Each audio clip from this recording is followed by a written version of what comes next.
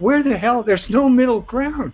It's bizarre. Even within PhDs and people who claim to be scientists, it's like I've never seen anything like it. It's like the Vietnam War, divide on steroids. I mean, I think what is common around the world is the no middle ground, right? And it doesn't matter what the issue is.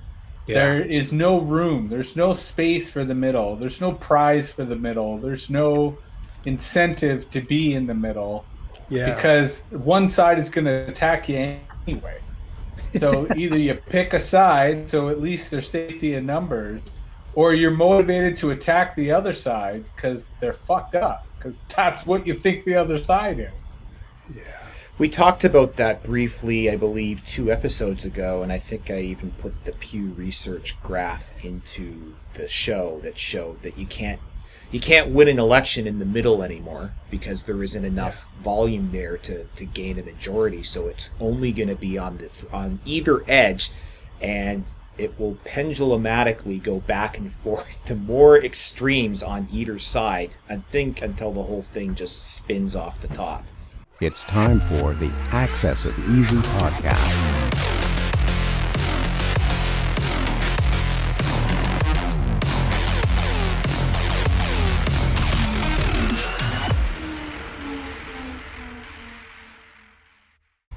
But to bring it back to their subject for today, you can't run a social media company from the middle.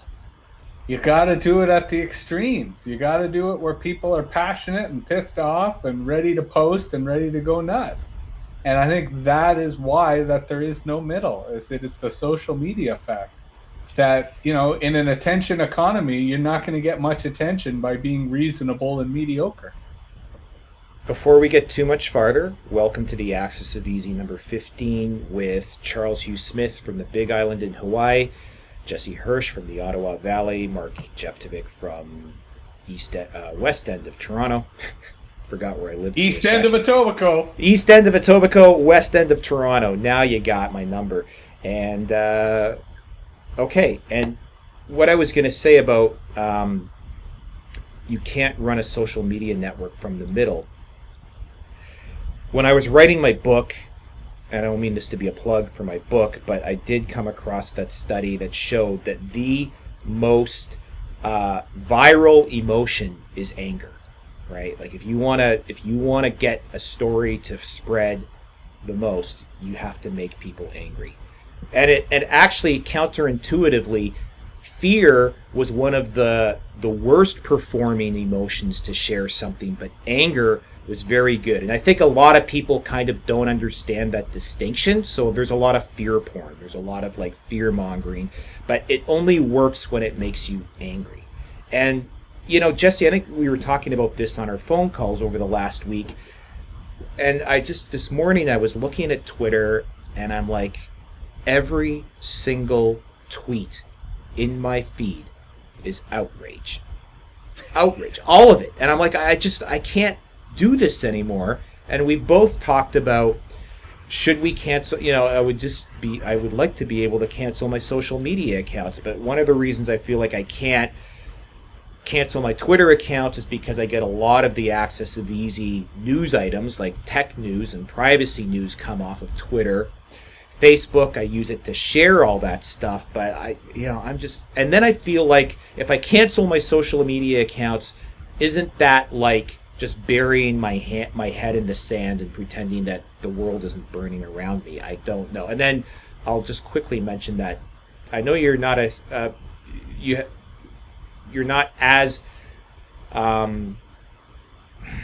Jesus.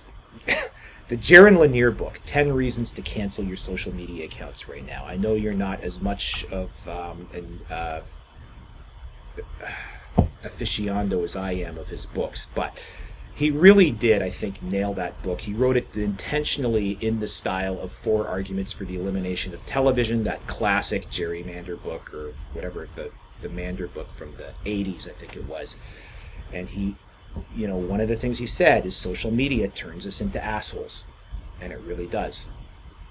I think we brought up that gerrymander book a couple of episodes ago, because the 4 Arguments book? Yeah, and I remember going, because I have a copy, and I remember going and revisiting it, and it's good. It's a little like Neil Postman in that it's romanticizing some glorious past that didn't exist, but I think you're right in drawing the connection between that and Lanier's work.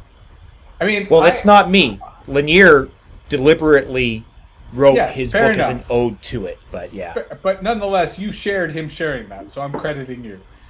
But I'm not sure your analogy of putting your head in the sand is fair. I think, taking shelter from the storm is a more fitting analogy. Because on the one hand, it's absolutely makes sense to take shelter from the storm. What kind of idiot would you be to go stand out there in the middle of the rain and wind? And yet that's what people do. That's what social media is. And there is a certain professional compulsion to be a storm chaser, to be out there in the wind, to be out there in the rain, to be out there going, oh my God, look at this. It's so crazy. I'm being blown away here. The other analogy I think of is junk food. That, social media is junk food. It tastes great. It sort of immediately gives you a bit of a rush. But fundamentally, that sense of satisfaction is fleeting, and it will kill you. It will make you sick. It is not a basis of nutrition. It is not the basis of a good diet. It's, kind of the difference between looking on social media and reading a book is the difference between eating junk food and, making your own meal or eating a healthy meal. But all these things are very addictive, right? The other analogy, especially in the context of the antitrust hearings that happened this week, is big tobacco and, treating social media as an addictive narcotic. In that it's tough to blame the users of that narcotic, especially when they're addicted, but it's more, how do we help them? How do we deal with addiction? How do we look at harm reduction strategies? I think all of those metaphors are fit for social media. And I think that we should be celebrating the Laniers, the people who told us to quit, the people who have quit. Because I can't quit. I live in a rural community where to give up Facebook means giving up my connection to the rural community. I am conflicted with the other platforms, but part of what we're going to talk about today is TikTok. And oh God, am I addicted to TikTok, man. I can't turn that stuff off. It's like crack. So I think this is all relevant discussion, and I think situated within the power dynamics we talk about every week. Both the financialization of our economy, because I think that was part of the antitrust hearings yesterday in terms of the anti-competitive and monopolistic practices that these companies engage in, but also the cultural impacts, because the Republicans, and I'm not faulting them for this, it was a political calculation on their part, but the Republicans chose to use the antitrust hearings yesterday to accuse the digital companies of bias, to accuse them of being anti-conservative. And again, I don't fault them for doing that because I think they're partly right, but it speaks to a political calculation on their part in terms of anticipating the election and anticipating how that plays out. So in summary, it's all complicated. And I think there's multiple ways in which we try to imagine the effects of this, each of which only gives us a glimpse as to what's actually going on. I'm going to bust in here with an anecdote from a Monty Python anecdote, which I think is something that I kind of always refer back to. I forget which of the Monty Python guys said this, but his standard introduction to any topic was, "This really pisses me off." So, like, according to the other Monty Python guys, said, what really pisses me off? The Inquisition. And so I think we should just do that ourselves. What really pisses me off? So we can just kind of introduce like a subtext of anger throughout everything we say, just to boost our, our non-existent revenues. No, yeah, the Inquisition really pisses me off. I just want to introduce the word that I'm going to refer to after I hear what you guys have to say about TikTok, which is one of my favorite words, which I get passionate about, and then I drop out. I don't use it anymore. And then I start using it again, and then readers tell me, would you shut up using the word, right? So this word is derealization, which is a psychiatric term, but where you feel like you're living in a movie, or you feel like you're watching yourself through a screen or something. I use it as more of a social, cultural, economic term, that our lived reality gets derealized. And that's, I think, part of what's happening in the whole social media thing, which is poorly understood, And my other favorite word that readers tell me to stop using is simulacrum, right? Because it's like it's a simulation of reality, and then that confuses us, and then it sets up what I wrote about this week, which is a sort of psychotic state where you can't make sense of two not just cognitive dissonance, but they are directly opposed to each other. They're contradictory, and so the human mind is incapable of balancing these things. And so then it's sort of like the lab rats that are, when they're all pushed together into a mass and then randomly shocked, right? There's two responses. They either go catatonic or they become wildly aggressive. And I think you can kind of see that playing out. And, hey, we're like, what, 95% rat DNA and 97% chimp DNA. So, all of us mammals tend to respond in the same way, in limbically, So anyways, onward. I know we're going to get to TikTok soon, but I want to talk a bit. We hope. Yeah, we're being aspirational. The credits will roll. It'll be like, guess what we didn't talk about on the TikTok episode. But this whole psychological... No, we'll just end with follow us on TikTok. Yeah, and Jesse's the only guy with an account. And cut this whole thing up into 15 seconds things. That'll be terrific. And then, but the thing is, we all have Mark, to be go ahead. We all have to be doing TikTok dances though as we do our things. I'll address that. Please continue. So the psychological aspect of all this, especially the social media. I mean, Jesse, you made the comparison to a narcotic, and we do know that Facebook was optimizing for dopamine hits in the beginning, and probably still are, and everyone probably does it now. And so in that sense, it literally is a narcotic, because the reason you take narcotics is to convince your brain to release dopamine through whether you're snorting some crystal up your nose or smoking some leaf, or you're on Facebook clicking on like buttons. It's all doing the same thing at the end of the day. Like the way a nuclear power, all it really does to generate electricity is create steam to turn a turbine, right? So at the end of the day, these are all just mechanisms to get the dopamine hits coming. And so social media is literally a narcotic. But Charles, your idea about derealization made me think of a concept that I knew years ago and then just got reacquainted with it yesterday, in fact, and that's the idea of an indigenous word, Wateko, or I don't know if I'm pronouncing it properly, but it's kind of like a shadow spirit within all people that is contagious, like a mind virus. And there was a author, Paul Levy, or Levy, I don't know how you pronounce his name, even though I just heard it yesterday, who wrote a book called Dispelling Wateko years ago, which I read. And then I picked up another book of his recently, Quantum Revelation, I think it's called, but I didn't even realize it was the same author. And then I was on Doug McKinty's The Shift show a few weeks ago, and I started following that show, and so Paul Levy was on yesterday, and I suddenly put it all together and realized this is the same guy. And his whole thing is that it's before yesterday, I was walking around for about a week, and I was at times in quite a state. I mean, Jesse and I were on Signal, and I was pretty agitated about a couple of things, and it kept coming back to this. My day's going fine until I start tuning into social media, and then everything kind of goes off the rail for me. And I would experience these bouts of real physical depression. I still do. Just angst, hopelessness, and it's like everybody is going through this.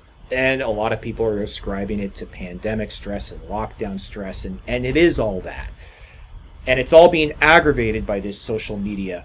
But before yesterday, I was trying to articulate a thought in my mind that I was saying this is all some kind of collective psychosis. It's a collective contagion, a contagion of hysteria doesn't capture it, paranoia doesn't capture it, hostility, angst doesn't quite capture it. But then when I reconnected with Levy's conception of Witeko, where you perpetuate the contagion just by thinking that others are exhibiting it, but really, so if you're reacting to somebody else's anger or rage and you think that that person is like way out of line or way offside on some point, you're actually infecting yourself, reacting to your own shadow. And I don't think that I'm articulating it properly, but it was really kind of a perverse dynamic that once you fully understood it,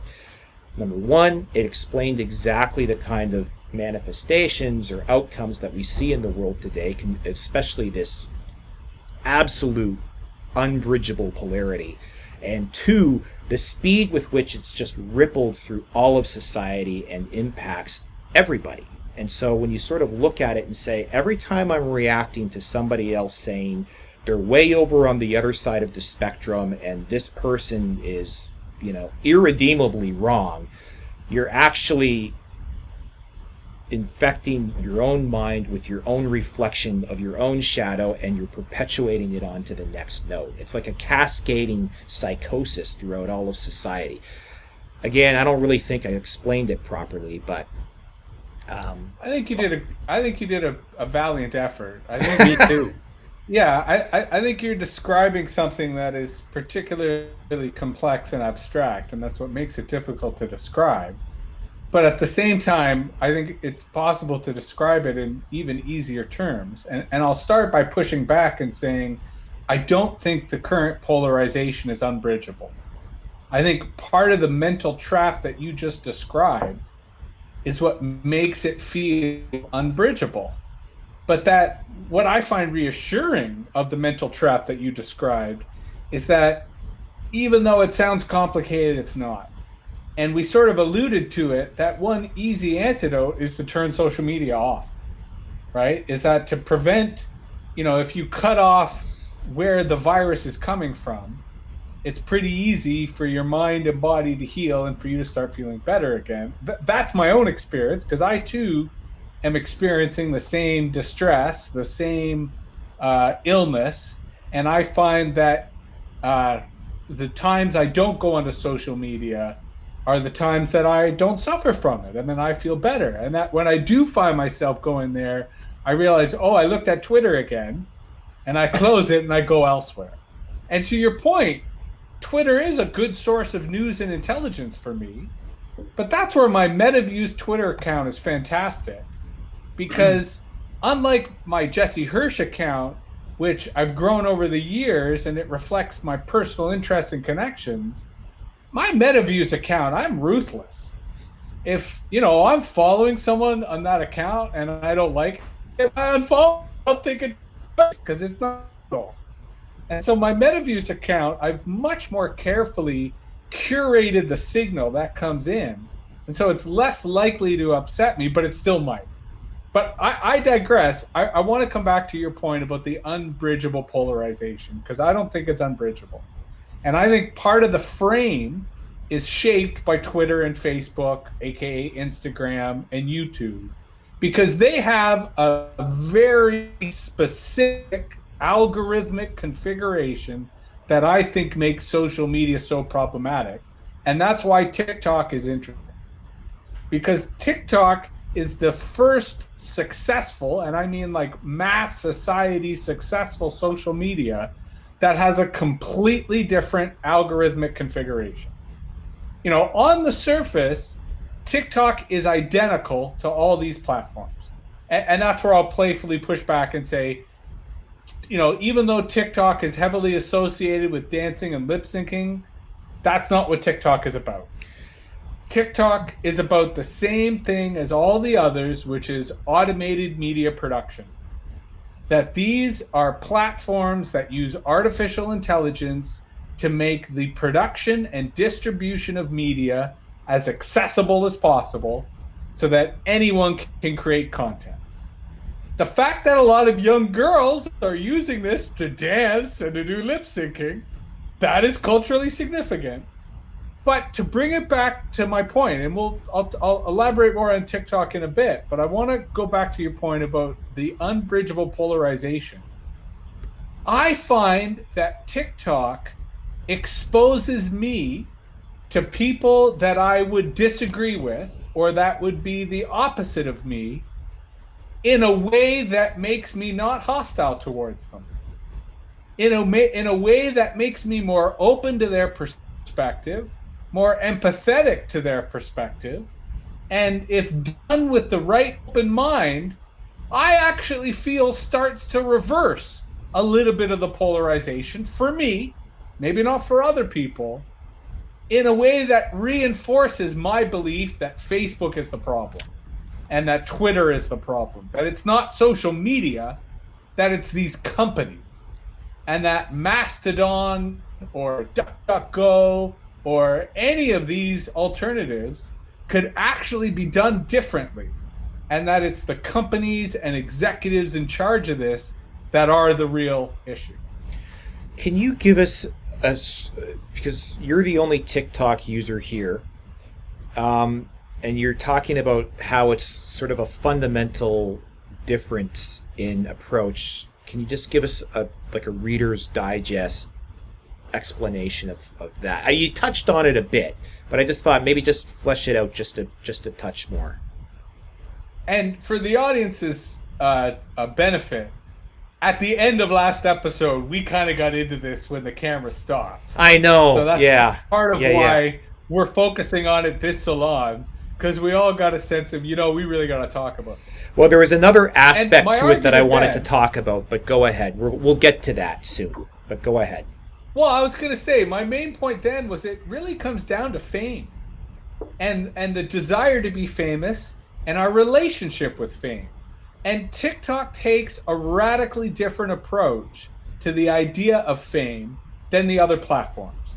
Because if you think about Twitter, it's about followers. And if you think about Facebook, it's about friends. And if you think about YouTube, it's about subscribers. And in all three cases, these are things that you have to earn. So it almost turns them into a currency, right? It's like followers as a currency, or subscribers or friends as a currency. TikTok does away with that, because with TikTok, those things don't matter. Yes, people get followers, and yes, those followers count. But TikTok's feed, which they call the For You page, which is the default interface, it doesn't matter who you follow, it just shows you content. And this content has a few different vectors to determine whether you see it or not. The most important factor is location. So it's going to show you content that's nearby or that's in your region. But, and here's where the AI comes in important, TikTok is able to use object recognition and audio recognition and pattern recognition to understand what you're looking at. So that you don't need to hit the like button, you don't need to post a comment, you don't need to do anything at all. If you watch the video, it knows. And it starts serving up other videos that resemble the videos that it knows you watched. So in my case, I see lots of horse videos. Partly because I live in an area that's rural, but also partly because I'm interested in horses, because all of a sudden I got 2 of them. So I don't like these videos. I don't follow anyone who likes horses. But TikTok just figures out what I'm interested in a precision and an effectiveness that puts the other guys to shame. So that's one way it's different, in that it automatically curates content to you based on how you interact with it, not who you interact with. So it all makes popularity as a bias irrelevant, because anyone has the opportunity to get their content seen, and anyone does. So that means that the economy of fame is all of a sudden more accessible, more random. That anyone can become famous, anyone can have their video go viral, if it's interesting. Now, I'm not suggesting that it's meritocratic, but it is more meritocratic than all the others. And everybody gets that right away. Everyone quickly realizes that on YouTube, on Twitter, on Facebook, the scales are skewed to incumbents and celebrities and companies with big budgets. But on TikTok, there really is a belief, not entirely true, but more true than the others, that anyone can be famous. And as a result, there's more hustle, there's more effort, there's more people doing every type of content you can imagine. Literally, every kind of content. The only restriction is maximum 60 seconds, that the most a post can be is a minute. But sometimes it's audio only, sometimes it's video, sometimes it's photos, sometimes it's anime. Like, the sky's the limit, the kind of creativity that's being used. And TikTok, as a company, invests heavily in their technology. So, for example, one of the features that they embraced before anyone else was deep fakes, right? Deep fake technology is this kind of AI that uses facial recognition to transpose someone's face onto video so that you could make, fake Barack Obama or fake. So that's a feature in TikTok, right? That type of technology of like the facial recognition, the deep fakes, all of that, though, that's the type of thing that they bake into their features and their filters. And they got hundreds of them. So TikTok is at a whole other level. And we haven't got into the geopolitics or the China connection or the surveillance. Well, that's the whole... Yeah. Yes. But just on a user level, the reason that the app is growing like gangbusters is it gives people a legitimate opportunity to become famous. It makes it real easy for them to make crazy content. And it actually has a configuration in which it's not who you follow, but what you're interested in. And TikTok figures it out quicker than any other platform and serves it to you in a kind of accuracy that, and then finally, TikTok has a more, what's the word I'm looking for? Permissive approach to content, in that there's a whole lot more nipples, there's a whole lot more blood, there's a whole lot more rednecks running ATVs off huge jumps that you would never see on other platforms. And that's also true about political content. That political content that wouldn't fly on other platforms has more of a shelf life on TikTok. And I think all of that creates a bit of a taboo factor that also fuels its success. I just have to very quickly jump in and point of information. I just realized this now. I looked it up while you were talking to confirm that TikTok is what Musical.ly was. So there was, my daughter used to be into this thing called Musical.ly, and when I was researching Musical.ly, I realized that was the next iteration of a failed education app company. So the whole thing started, they were trying... Go ahead. Well, I was going to say, it's half that, because the other half is China. That, ByteDance, which is a Chinese company, they created something like this in China, and it was successful, and they wanted to bring it to the rest of the world, and they knew that there would be pushback, so they bought Musical.ly as a Trojan's horse to then put all of their AI into, and Musical.ly gave them all the kids as users, which is what they wanted. But it was also a Trojan horse for their AI so that they could take this Chinese idea and conquer the world. Can we just quickly stick a pin on the phrase AI and say every time somebody on this show says AI, what we really mean are expert systems, because AI in the thinking machine sense of the word doesn't really exist. but everybody kind of knows where... Go on. That's where, on the one hand, I think we should repeat that often.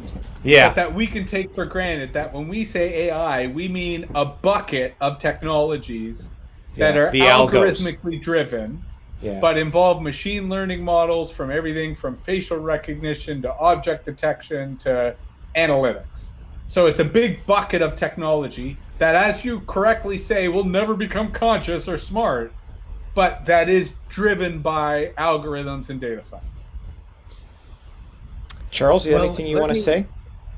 Yeah, Mark, I do want you to broach the subject of the surveillance, the topics that Jesse mentioned, the surveillance, geopolitical things. I'd like to hear what both of you have to think about that.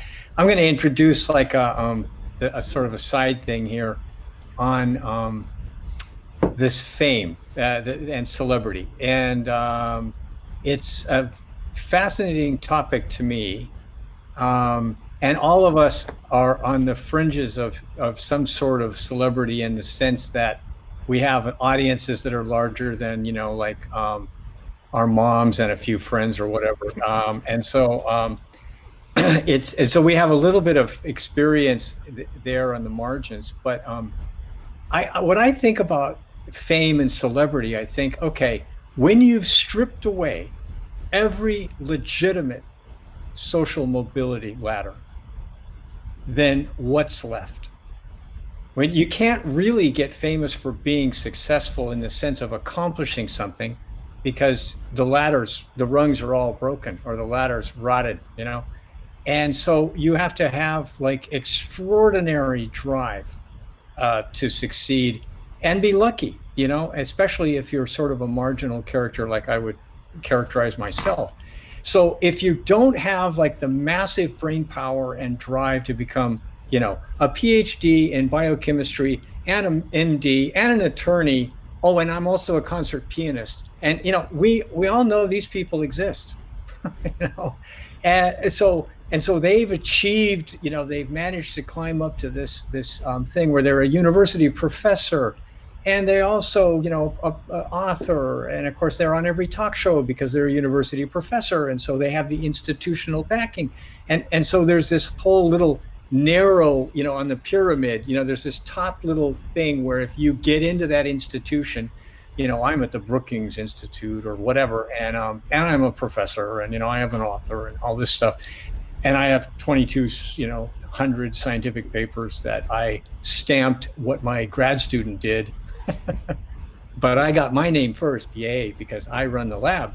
All that sort of madness, which if you live in a university town, like which I did, in Berkeley, you absorb all of that craziness that goes into trying to make it in a world where there's an oversupply of talent, credentials, diplomas, and just backbiting, greed. I mean, those are all in massive surplus. And so what's scarce is like something legitimate, a legitimate accomplishment. And so then we enter this whole weird realm of so much of what passes for accomplishment today in this sphere of institutionalized fame or access to fame it's a simulacrum. It's not actually an accomplishment. Like 99% of all scientific papers are never read by anybody but the author and the editor. And there's been this huge proliferation of these sort of bogus journals. That's just like kind of what I'm referring to. So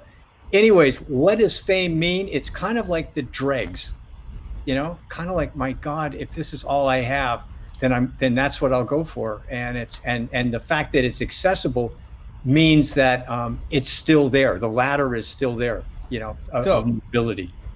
I wouldn't assume that the author has read their paper. Right? I think you're giving them way too much. But I think you're touching on a literal meta views here, right? It's something very meta, which is, the notion of fame. But you get down to its root, it's the notion of known, of being known. And increasingly, people are known for being known, right? Like it's, they're famous for being famous because that's kind of the Kardashians, right? That the Kardashians have no substance to their power other than the fact that they're famous. So they're famous for being famous. And TikTok has a very interesting and relevant parallel, which is the D'Amelio family, right? Charli D'Amelio, this young girl who just turned 16, and I'm pretty sure still is the most followed person on TikTok. I think she has, maybe it's like 60 million followers. Like it's tens of millions of followers. Her older sister, Dixie D'Amelio, has I think 30 or 40 or 50 million followers. Their parents now have tens of millions of followers. And the D'Amelio family, they will, within the next 3 months, if this is the first time that you guys have heard of them, this will not be the last. I have a They're gonna have a 14-year-old daughter. reality TV show. I've heard of them. Yeah, and they are going to be the next Kardashians, right? Dixie D'Amelio just released a song that was #1 video on YouTube the day it was released. And it is remarkable how there is nothing to them, with all due respect, D'Amelio stan. But there's nothing to these people. Charlie's a fantastic dancer. Dixie has lots of they do not compare to the people you were referring to, Charles, in terms of some of the accomplished dancers or accomplished musicians out there. No, the D'Amelio clan, like the Kardashian clan, is famous for being famous, right? And it is this paradox of being known for being known. And how those feedback loops happen, I think, is the kind of right place, right time magic of the internet and social media in our age. There's other people who have held that moment and that place in time for the right reasons or the wrong reasons, but it is a simulation. It's entirely a simulation. It's meant to absorb our attention so that we forget, to bring this discussion back full circle, why I think that there is anxiety and neuroses and depression in our land. It's because we are witnessing the rise of authoritarianism in real time, and we feel powerless to do anything about it. Right? It's fucking terrifying. It's why most people are afraid, especially literate people who have read books and study history, because they look at what's going on and they go, oh my God, why are we not jumping out of the pot, we boiling frogs? And that's why I think people are going nuts. And what is fascinating about the breads and circuses, what's fascinating about the society of the spectacle, which in the digital age is a simulation, is it offers us the D'Amelios or the Kardashians as the bread and circuses. They are the distraction that keeps us away from, like, our friends in Portland getting into the streets and saying we're fed up and we can't take it anymore. And that's part of the brilliance of TikTok, that it is the opiate of the masses, that it is the ultimate distraction, the ultimate narcotic that's able to assure people in ways that, ironically, and this is where TikTok brings us to the geopolitics, where Facebook and Twitter and YouTube, it's easy to point out their political bias. It's easy to identify when they've censored a video or when they've suppressed a voice. On TikTok, it's a full black box. You don't know when content's been suppressed. You don't know when a user's been shadow banned. TikTok has already had scandals in which, whether it's videos about Tiananmen Square or videos of Xinjiang or videos about Hong Kong, or I think even videos about the US protests, the company has already been accused and found guilty in the court of public opinion of censoring these videos, but it's hard to find the proof. And that's where, interestingly enough, everyone on TikTok claims that they've been censored. Everyone on TikTok's like, my video's been taken down, or I've been banned, or I've been kicked off. So everyone sounds like they're living in an authoritarian society, where the Gestapo's just around the corner, or the Stasi is looking in. They all know it. They all talk about it. But because fame, as you correctly point out, Charles, the last opportunity for social mobility, because they feel fame is right at their fingertips, they keep on dancing, keep on making videos. They keep on doing the little routine, because in spite of the authoritarianism, they all hope that they will be the exception to the rule, and they too could be the next Charlie D'Amelio or whoever. To then, because if you start Googling Charlie, you start looking at how much her family's making off her fame. It's ridiculous, like hundreds of thousands of dollars per TikTok post, right? Because that's what having that kind of an audience can get you in the attention economy. So it's all surreal, and we still really haven't gotten into the China stuff. So Mark, why don't you take us down that particular geopolitical path? I'll try to get us there, but a couple of points first. So Em and I were talking about the D'Amelios a few weeks ago, because I was telling her, Em, what are you and all your friends going to do if TikTok gets banned? And she said, yeah, I know it might get banned, and I guess we're going to, everyone's going to move on to something else or something. And she says, And the D'Amelios, they'll probably just show up on YouTube and just go from there. And she said it, and I thought about it, and I said to her, you know something, Em, people don't appreciate the exact delicacy of the circumstances that propel an event to a high apogee. So it's the same analogy that, and for some reason, Alice Cooper Band comes to mind because we put him in the outro of last week's edition, and I had a thought on that. But anyway, the Alice Cooper Band was the most popular band in the world in the mid-70s, and then a couple guys said, well, we want to go solo and stuff like this, and so you quit the Alice Cooper Band and you think, I'm going to get a record deal, I'm going to be known, I'm going to have some hit songs because I was the bass player in the Alice Cooper Band. And nobody cares. And so all these careers kind of fizzle. So back to the D'Amelios. It's like, yeah, they're the number one TikTok stars on earth right now. But I'll bet you, I mean, Jesse, you said the one song went number one on one day, but I'll bet you... Yeah, no,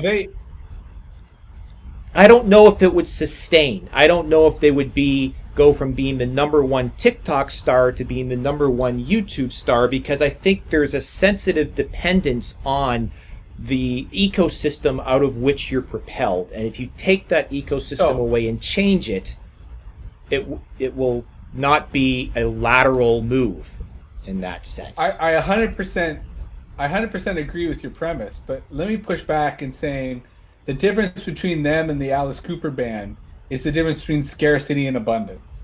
Because the 70s was still an era of media scarcity. Right. Versus now it's media abundance. And I agree with you about the nuance between ecosystems and that there are a lot of instances of people who failed to migrate. But because migrating, or to bring it back to where M couched it, hedging your bets in case of, being banned, the management teams and the behind the scenes people, they're well into that. So the D'Amelios have already conquered YouTube. They are already the queens of YouTube. That's been done. And while you're right that the rise of these stars in one medium or one platform is very specific to that ecosystem or culture, their desire to translate that into an empire is those methods are so refined. The people who do that are so well developed. The industry that parents will pay to have their kids do that is so mature that by the time you hear about them, they've already diversified so much it's ludicrous. Because, for example, and this is where I think Donald Trump and Mark Zuckerberg are colluding, the biggest beneficiary of the threat ban TikTok is Instagram. Because all these TikTokers are just promoting their Instagram accounts and translating their TikTok capital into Instagram capital, which fundamentally benefits Mark Zuckerberg. Right. Yeah, I want to bust in here before we may have to put aside the geopolitical stuff to next time, because that's okay. We're on a tear. talking. I want to mention this, how this can be monetized, because I think that fame or celebrity quasi in whatever state is appealing in and of itself, but then it's also can be monetized, right? So I want to mention three quick things that I've run across in the last year or so. One is, in LA, being an entertainment capital, there are these huge conferences of YouTube, stars, if you will. Yeah. And I was tempted to go, but I didn't have the energy and stuff. But that would be fantastic to show up and be there in that ecosystem. So I just wanted to mention that if people are not aware of these ecosystems that we're describing, as you say, Jesse, they are extremely developed. And so there's like Hollywood agents are now seeking influencers and so on as a way to glom onto their income stream, right? So, and in terms of influencers, I think that's the term that's out there, but in other words, how do you monetize what you're doing once you get an audience? And I read a fascinating account, which I can't recall what journal was in it, but it was about a teenage girl who started posting photos, I think on Instagram, of her outfit for that day at school. And this thing took off. And then she brilliantly managed this to where she became an influencer and was invited to parties and was repping, cosmetic companies and stuff, made a huge amount of money. and then burned out. Like it all kind of like fell apart. The sponsorships and our audience slipped and all this kind of stuff. And so it's like the skyrocket phenomenon. And there will be people who are able to figure out how to keep it going for longer. But there is a certain kind of skyrocket characteristic to this. And my last thing is, Jesse, that company, maybe Mark, you do too. There's a phenomenon where you can have like a sort of faded celebrity cameo. Text. Yeah. I used that to me, actually for M's graduation. I got Michael Franti to send her a graduation thing, and it was amazing. Like I cried when I saw the thing he did for M's graduation, because she was so upset that graduation was canceled because of COVID, and it was amazing. $250 or $450 or whatever, Sorry, go on. What I was tempted. No. I think that's in other words, we're talking about monetizing celebrity, and it can be fairly modest. And the Doonesbury writer lampooned this because he has this character Boopsie, who was like a starlet, 30 years ago in Hollywood. And so she's on this platform now, and she says, "Yes, remember I was the fourth girl in Porky's 5." And so, and so I was tempted that I read somewhere that you can get Chuck Norris to text you for like X number of dollars. It wasn't a lot of money, but of course I'm thinking, is it really Chuck Norris? Of course not. It's his third assistant or the number 12 in his organization who's going to text you. So then there's all these layers of, well, what is your access to that celebrity? That to get the video, well then okay, you're going to pay much more for that. But if you just want to tweet, hey, it's affordable. So well, and to what you alluded to, the depth of this ecosystem is remarkable. And I say that with the tongue in cheek that it's all pretty superficial crap. But there is a remarkable number of people who are in that attention economy, who are trying quite successfully to be influencers. And also, I have written a couple of MetaViews issues where I looked at some of the mental health research around both the mental health impacts of aspiring influencers who are unsuccessful, because just like sports, most people who aspire to be a professional athlete fail. Most people who aspire to be a professional influencer fail. And that failure often comes with devastating psychological effect. But even on influencers themselves, there's a tremendous toll. And, it's worth couching influencers within the showbiz industry, within the entertainment industry, because, entertainment, just like professional sports, we do recognize that it takes a toll. We do, whether it's professional associations on the entertainment or the sports side, they have pensions, they have mental health programs, they have support services, because they recognize that if you're a professional athlete, your body is finished when you're done.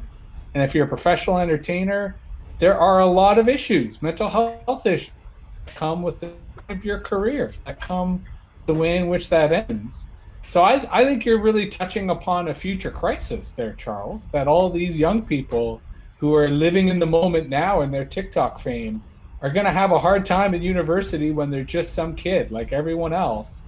And they can't deal with the letdown of being a somebody and then being a nobody. Because eventually we're all nobodies, right? That's the nature of fame. That's the nature of entertainment. That's the corollary of... corollary of someday everybody will be famous for 15 minutes, is eventually we'll all be nobodies afterward. Yeah.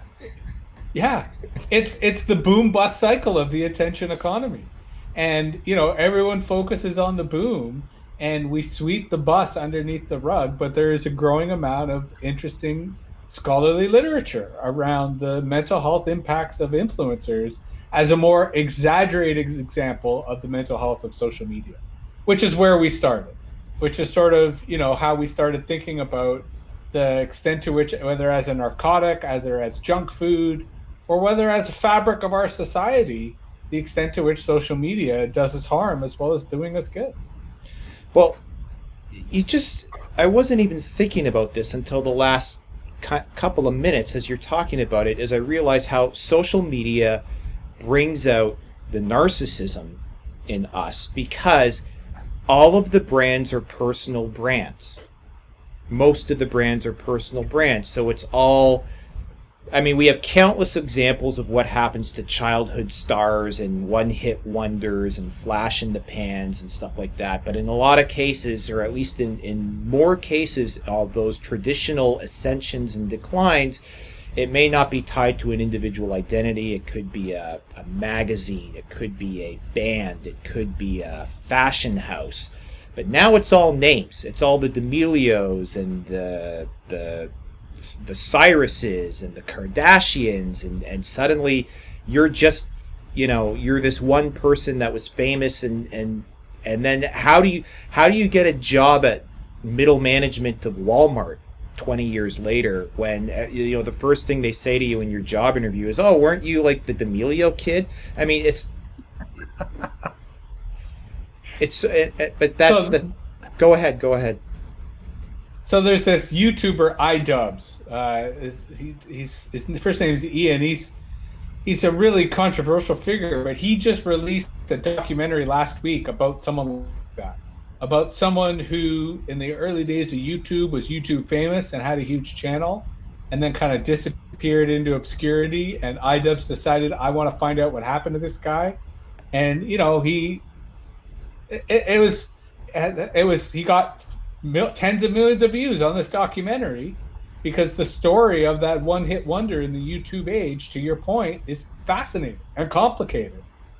And the guy works at an ice cream parlor, scooping ice cream, but it suggests there's going to be many, many people with such a fate, where not only do they have this obscure sense of fame, but when you put their name into Google, that fame is the number one result.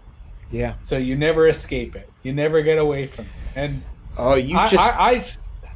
do you remember the band Warrant? And they had a hit song called Cherry Pie, right? And I saw a documentary about one-hit wonders years later, and the poor guy, it looked like it destroyed his life, right? He started telling the story about how long the band was trying to struggle, and then one night he had to literally rip a song out of his ass for something the next day, and he came up with Cherry Pie, and the song just exploded, and it defined the band. And after a while it's like, but wait a minute, we don't want to be defined by this one song. And he was like almost getting teary-eyed at the end. It's like, well, now it's this, and now I'm the Cherry Pie guy, and that's all anybody cares about. And I hate that song. I had no intention of writing that song. The record was done. The record was called Uncle Tom's Cabin. And Donnie Einer called up and said, I don't hear the single. You got to give me a single like Love in an Elevator. I need something like that. So that night I wrote Cherry Pie, sent it to him. He lived with it over the weekend, and all of a sudden the album's called Cherry Pie. The record's called Cherry Pie. I'm doing cherry pie eating contests. The single's Cherry Pie, right? If I'm lying, I'm dying. And my legacy's cherry pie. Everything about me is cherry pie. I'm a cherry pie guy. I could shoot myself in the head for writing that song. And I was looking at that saying, man, that's a rough way to go out, especially if you had a body of work that you were proud of along the way. Well, I have two suggestions to kind of wrap up my contribution here. One is I saw some article, the Evergreen article, of comparing the decline of the Roman Empire, the Western Roman Empire in the U.S.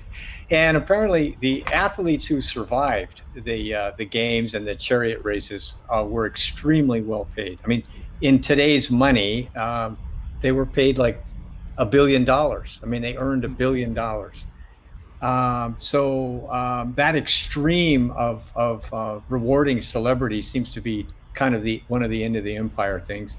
And my last suggestion is, I think we should propose and put it out there on that platform that, for X amount of dollars, we will insert your name and in our, salon, and we'll make a little funny drawing and hold it up with your name on it and stuff like that. And you'll get like at least 30 seconds. Well, let's do a TikTok. We'll give you 60 seconds of prime time. This is the absurdity of many of these platforms. That's called advertising or sponsorship.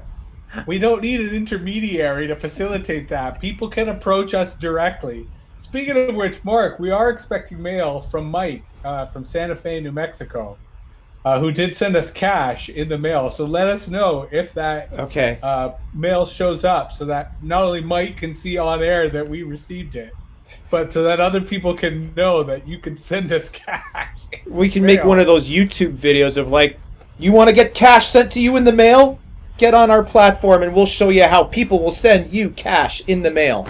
But back to my point, right? It strikes me, and this, this is part of the paradox of the gig economy or the hustle economy. And I wrote my meta views about this today, that in many cases we're just remixing old stuff and a platform is just taking a cut. They're just trying to insert themselves as a middleman.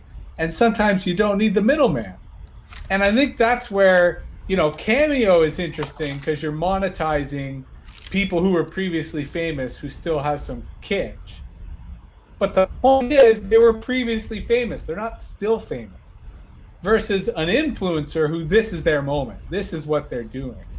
And I think the way in which the attention economy monetizes the full life range of someone's life kind of suggests that maybe parents are going to be taking out future contracts on the potential fame of their children, right? Or that's not far-fetched at all. Potential. No, I think it's quite disturbingly possible. I mean, in fact, artists, maybe that's the business we should start. Artists already do that, right? Like they already sell like future sales on their advances on their royalties and stuff like that. Yeah. I was thinking like the phrase that kept coming into my mind while we're talking about all this is like, this is child abuse, the way some families like push their kids out there to be influencers and stuff. And you kind of see it behind the scenes when you're raising a kid and you're kind of taking her to dance lessons and stuff, and you see some of the parents that are a little over eager on getting their kid out there front and center to sort of, and you kind of tell they're kind of working up the food chain, and it's kind of sad to see. And